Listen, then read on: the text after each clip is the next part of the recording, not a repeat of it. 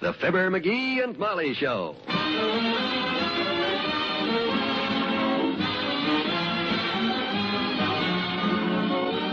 NBC and Tums present Fibber McGee and Molly, transcribed. The show is written by Phil Leslie and Len Levinson and directed by Max Hutto.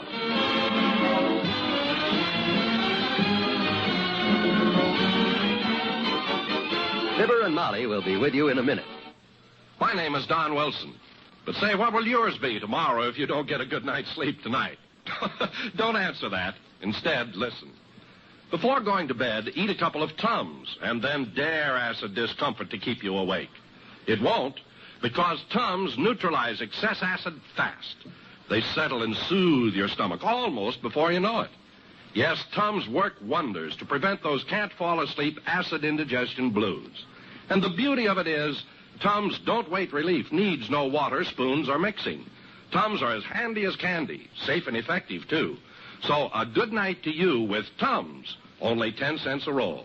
Always remember, T-U-M-S spells don't wait relief. Tums for the tummy.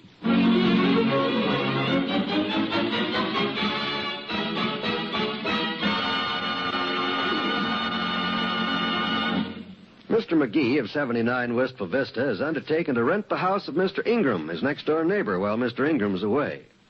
Now, here he is returning home after showing the house to some prospective tenants. Hugh, it's cold out there. They didn't rent it, huh? No. He liked it, and she liked it, and her brother liked it, and her aunt liked it, and her father liked it, and the kids liked it, but her mother thought it was a little crowded. Sounds crowded. It was. You know, at the risk of repeating myself, McGee, I still think we should have let Mr. Ingram hire a real estate man to handle that house for him. Don't worry, I'll find the right tenants for it. It's just a matter of time, that's all. You got plenty of that, all right. Tell you one thing, though. Running back and forth this cold weather is turning my ears blue. I'm going to get out my old fox fur earmuffs to put on next time. You seen my fox fur earmuffs? No, I haven't seen them since last winter. I must have put them... Oh, I know where them earmuffs are. They're right here in the hall closet. Oh, no, McGee, don't open that.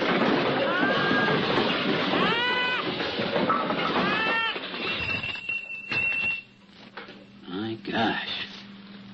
It's been so long since I opened this closet, I forgot the shape it's in. This thing is a mess, ain't it? A very conservative statement. And you know why it's a mess? Because the stuff ain't put in there neat. That's why. An amazing deduction. And you know why it ain't put in there neat? Why? Because it's dark in there and you can't see how to take out or put in what you're putting in or taking out neat. That's why. Well... Molly, I'm going to put a light in that hall closet. Now, what do you think of that idea? Well, I greet that threat with mixed emotions, Yeah? Jimmy. I'm half horrified and half terrified. And not just no ordinary light, too, either, mind you. I'm going to install one of them automatic door switches on it, so the light will go on and off like an icebox when you open and close the door. Where will you ever get a gadget like that? Right here in the stuff that was in the hall closet, Tootsie. Bought it a couple of years ago and forgot all about it till just now. It ought to be in here someplace. Let's see, it was in a striped box about this little... Ah, there it is. Heavenly days, you think of everything, don't you? Yep, now you run and get my tools and the friction tape, and I'll have a light installed in this closet before you can say you blew another fuse.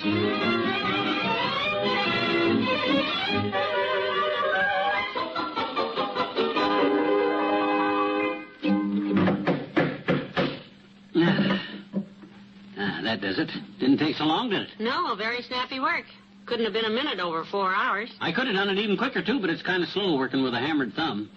How's that switch look? Good, huh? Lovely. Will it work? Oh, will it work, she says.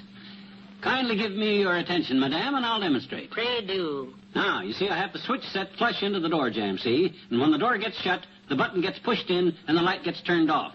Like this. Wonderful.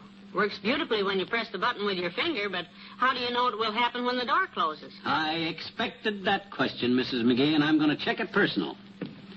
Been a long time since this closet's been empty enough to step into it anyhow. It's a pleasure.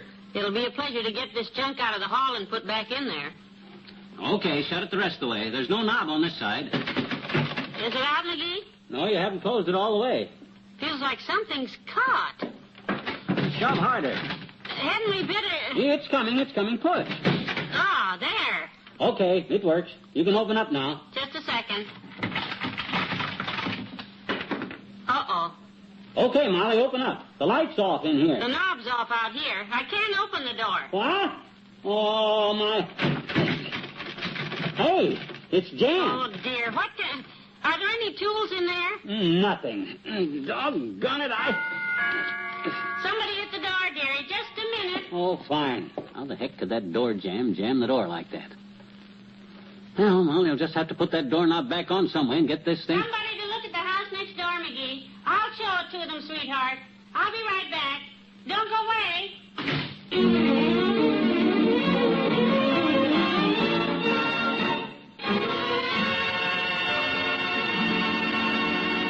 There's more fun with the McGees shortly. You've heard or read a lot by this time about the overcrowded and unsatisfactory conditions in many of our American schools. But what have you, as a parent, a taxpayer, or both, done about it so far? Naturally, you want your child to have the best education possible. He deserves it. A halfway education is better than none, but not good enough. And halfway education is what many of our children are getting. In overcrowded schools with run-down buildings, a lack of essential supplies, and a serious shortage of good teachers. Thousands of teachers have quit their profession in the past few years because of overwork and poor pay. This is an incongruous situation in a country which prides itself upon the opportunities offered the young. We will have good teachers again and resume proper education of our children only when we improve the situation in our schools. In your community, the Parent Teachers Association and other groups are working to solve this problem. Join them. Help give our American children the kind of education they ought to have.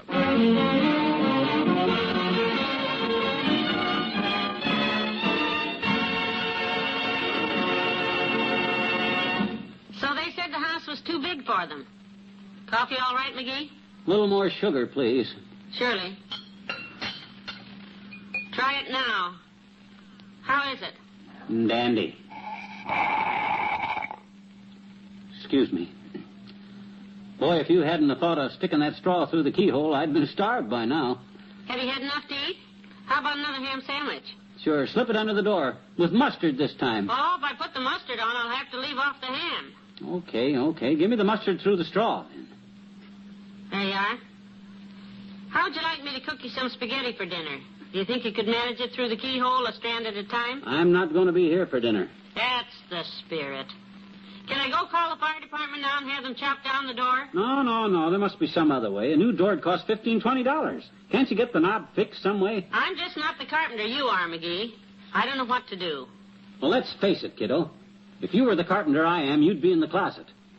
Doggone it, I wish I knew how I got myself into these things. All I want to know is how to get you out. Well, there must be some way without wrecking the door. Houdini could have done it.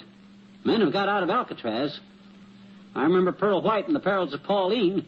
They put her in a cement mixer and she abstracted herself from the concrete. There must be some... What's that? Who's there? The doorbell and it had a familiar ring. I'd say it's Dr. Gamble. He gives it that professional touch. Oh, good grief, Molly. Hey, he mustn't know I'm in here. No, don't let him know. He'd never stop needling me. Pretend I'm not here, huh? Will you? Promise, huh? All right, dearie. Come in. Hiya, Molly.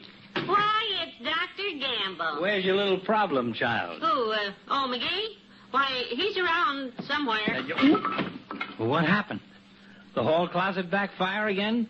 Let me help you get the stuff back where it belongs. Oh, don't bother, Doctor. Oh, it's all right. Really, now I can do it. It's no use. The door's jammed.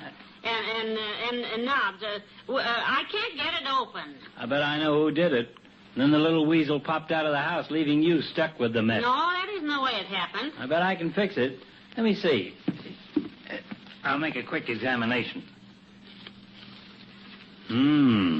What is it, Doctor? Molly, this door is suffering from acute insomnia. Doctor, what do you mean? I'm staring through the keyhole right into a red-rimmed, bloodshot, squinty little eye.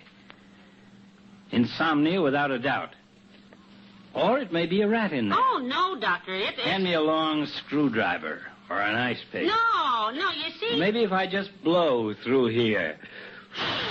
That's what you're trying to do. Blow somebody blind, you big tub of tripe. Well, bless my soul, it sounds like McGee. It is McGee, Doctor. He installed one of those automatic light switches in the door, and when he went inside to test it, the door jammed. Now, it's no laughing matter, Doctor. The poor lad's been in there 3 hours already. But it's so simple. Why didn't he just take the pins out of the hinges? Oh, they're on this side. Yeah, that's it, Doc. Just draw those hinges like a good scout, will you? There's the top one. Now, here comes the bottom one. There. Now, push, musclehead. Push hard. Just That's it. McGee, are you all right? Yeah. Light kind of hurts my eyes. Well, I can't wait to tell the boys all about this. I'll be trotting along. Before you do any trotting, I got something for you, Doc. Huh? Here you are. 1, 2, 3. $3? Yep. You're a witness, Molly. I've paid the good doctor for this closet call. I mean house call. Oh, you didn't have to do that. I was just kidding. Here, take your money back. Oh, no, you don't. You got your fee, Fatso, and that makes this a professional call. Keep it. Oh, but McGee... Anything that goes on between doctor and patient, Doctor, is sacred and confidential, and you know it. Yes, but I didn't... If one rumble about this mess oozes out around town, I'll have your medical license yanked. I'll have you unsmocked. I'll have you up... Oh, you dirty little double-crosser. Of all the ungrateful... Next time I'll leave you in there, you do... Thanks for letting me out, Docky, old boy. It was worth the dough. There, you see, kiddo? Brains. That's all it takes. Yes. Now, all you have to do is put the door back on the hinges and fix it so the switch won't jam it again and put everything back in the closet. And neatly. It'll only take a few minutes. Now they got a light in there. While I'm working on it, fix me a couple of sandwiches, will you? Because I got an appetite that would choke a horse, and by the time I get through fixing...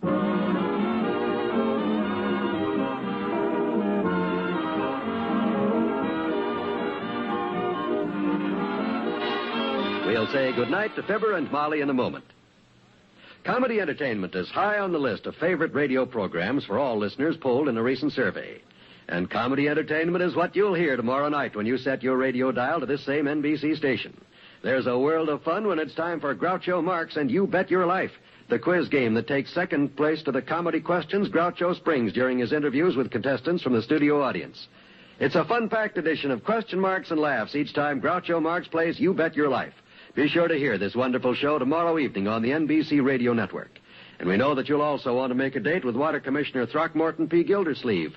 The great Gildersleeve is always bumbling his way into unpredictable situations that make the laughs flow thick and fast. Be sure to be on hand tomorrow night when it's time for the great Gildersleeve on the NBC Radio Network. More fun for Wednesday evenings comes with Bill Cullen's fast-paced Walk-a-Mile quiz show. Yes, radio entertainment on Wednesday evenings is most enjoyable when you set your radio to the NBC spot on your dial.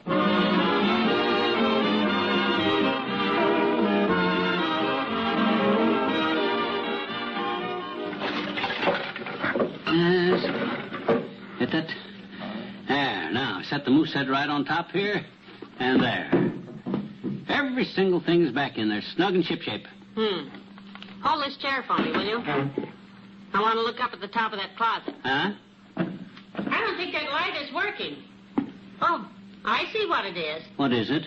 The light's on all right, but you've got this junk stacked up so high the light's completely covered. That closet is as dark as ever. Yeah? Oh, sure. Good night. Good night, all.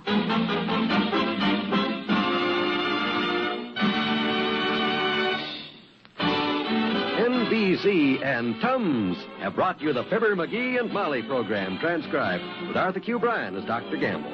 This is John Wald inviting you to be with us again tomorrow night for another visit with Fibber McGee and Molly. Meet the Woman of the Year this week on the Bob Hope Show on the NBC Radio Network.